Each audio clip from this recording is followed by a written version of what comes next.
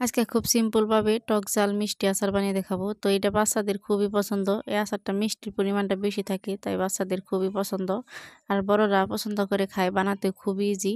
তো তার জন্য কয়েকটা কাঁচা আম নিছি, আমগুলো ধুয়ে ঝুরি ঝুরি করে কেটে নিলাম। তারপর আমি আবার একটু ধুয়ে ঝরিয়ে নিলাম পানিটা। তো তারপর আমি এখানে একটা কড়াই নিয়ে নিব, কড়াইতে দিয়ে দিব এখানে শুকনো মরিচ 3টা। তো শুকনো মরিচগুলো আমি হালকা ভেজে নিয়ে দিয়ে দিব পাঁচফোড়ন। তো পাঁচফোড়নগুলো দিয়ে আবার একটু ভালো করে ভেজে সবগুলো একসাথে নামিয়ে নিলাম। তারপর আবার কড়াইতে দিয়ে দিলাম সর্ষের তেল। তেলটা গরম হয়ে গেলে এখানে গোটা পাঁচফোড়ন দিয়ে দিলাম। তারপরে আমি আমগুলো এখানে ঢেলে দিব। তো আমটা পানি ঝরিয়ে আমি এখানে ঢেলে দিলাম। তারপরে আমি দিয়ে দেবো এখানে 1 কাপ পরিমাণ চিনি। আমি চিনির পরিমাণটা এখানে বেশি দেবো, যাতে এই আচারটা মিষ্টির পরিমাণটা বেশি লাগে, খেতে বেশি ভালো লাগে। বাচ্চাদের মিষ্টি আচার খেতে কিন্তু বেশি ভালো লাগে। তো তারপরে দিয়ে দিছি পরিমাণ মতো 1 চামচ লবণ, আর দিয়ে দিছি মরিচের গুঁড়া 1/2 চামচ, আর দিয়ে দিছি হলুদের গুঁড়া 1/2 চামচ। তো সব কিছু উপকরণ একসাথে ভালো করে মিশিয়ে নিলাম। দেখুন অল্প টাইম জাল করার পরে এখানে পানি উঠে আসছে।